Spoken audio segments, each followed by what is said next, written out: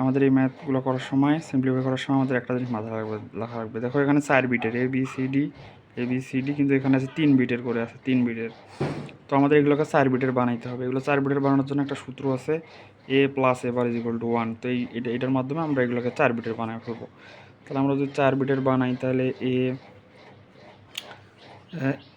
a bar b bar cd যোগ ABCD যোগ a bar b + b বার দিয়ে দিলাম CD বার। তো এই টোটাল জিনিসটা যদি আমরা এই যে এটার মান তো 1, এটার মান 1। আচ্ছা, তাহলে AB + b বার মানে যেটা নাই সেটার ওইটা দিয়ে দিব আর কি। আচ্ছা, তারপরে এটা কি নাই, এটা নাই D, তাহলে A + ABCD + D বার দিলাম। এখন আমরা যদি গুণ টুন করে দেই, এটা তো এরকমই থাকবে, এগুলো 4 বিটেরই আছে। তাহলে এবার এইটা দিয়ে এইটা পুরোটাকে গুণ করতেছি আমরা, ABCD বার। এবার এইটা দ্বারা গুণ হবে, তাহলে AB বার CD বার। আচ্ছা, তারপরে একই অবস্থা ABCD বার যোগ AB বার CD বার যোগ ABCD যোগ ABCD বার। আচ্ছা, এটা আমাদের মোটামুটি 4 বিটের সবগুলো বানাই ফেলছি। এবার কার্নো ম্যাপটা যেটা হয়, 4 বিটের কার্নো ম্যাপ, এটা 16 টাকার হবে। 1 2 3 4 1 2 3 4 16টা হয়েছে। তাহলে এই পাশে হবে, এই লাইনগুলো হবে A, প্রথমে দুইটাই বার হয়, তারপরটা হচ্ছে A বার B, তারপরটা হচ্ছে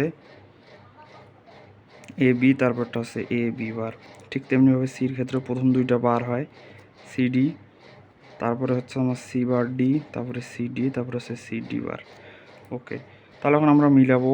মিলানির ক্ষেত্রে কি হবে, দেখো প্রথমটা যদি A বার B CD, তাহলে A bar B bar R CD কোথায় আছে, এই যে CD, তার মানে এই লাইনের মধ্যে মিলছে, আমরা এখানে 1 দিয়ে দিলাম। পরেরটা কি ABCD, এই যে AB, এই যে CD, এখানে 1 দিয়ে দিলাম। তারপর কিছু A বার B CD বার, তাহলে A বার B CD বার, তার মানে কোথায় আছে A বার B CD বার, এই লাইনে হবে। তারপরটা কি আছে A B বার CD বার, তাহলে A B বার CD বার এইটা।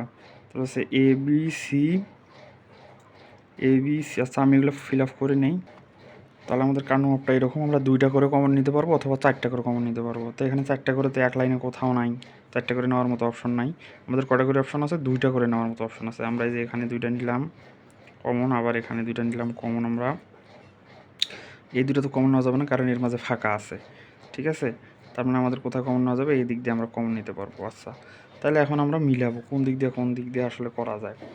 তাহলে আমাদের ওয়াইটা হবে, দেখো প্রথমে আমরা এই দিক দিয়ে মিলাবো, পরে উপর দিয়ে মিলাবো। তাহলে এই দিক দিয়ে কমন আছে কোন ঘরে, এই দিক দিয়ে কমন আছে এবির ঘরে, ডাইরেক্ট এই দুইটা আছে, মানে একটা চতুর্ভুজ মিলছে।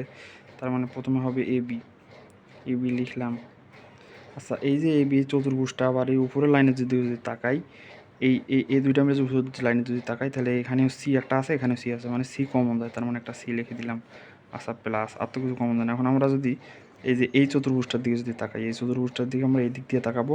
এদিক দিয়ে প্রথমে কি কমন যায়, এখানে আছে বি আর এখানে আছে বি বার, তার মানে বি কমন যাবে না, শুধু কমন যাবে কি এ কমন যাবে, এবং এই লাইনের মাঝে কি কমন যায়, এটা তো একটাই লাইন, সি ডি বার কমন যাবে। আচ্ছা, আরেকটা চতুর্ভুজ কোনটা আছে, এইটা চতুর্ভুজ। তাহলে এই চতুর্ভুজ দিয়ে এদিক দিয়ে তাকাই, এদিক দিয়ে তাকাই, তাহলে এদিক দিয়ে কি কমন যায়, বি কমন যায়। এ বার আর এ আছে, ওটা কমন যাবে না, বি কমন যায়। আর এই চতুর্ভুজ এই লাইন যদি তাকাই, সি ডি বার কমন যাবে, সি ডি বার। এখন এইটা আমাদের সিম্পলিফিকেশন, এখান থেকে আমরা জাস্ট ওই চিত্রগুলো অঙ্কন করে দিব, ওই যে কিসের চিত্র, ওটার নাম লজিক সার্কিট আর কি।